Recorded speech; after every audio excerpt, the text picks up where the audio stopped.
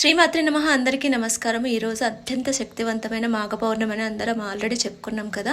అయితే ఈరోజు సాయంత్రం తప్పకుండా వెన్నెల పారాయణం చేయండి. లలితా సహస్రనామాలు కుదిరితే 9 సార్లు చేస్తే ఆ అమ్మవారు మన చుట్టే ఉంటుందంట. శ్రీచక్రం మన చుట్టూ తిరుగుతుందని చెప్తూ ఉంటారు.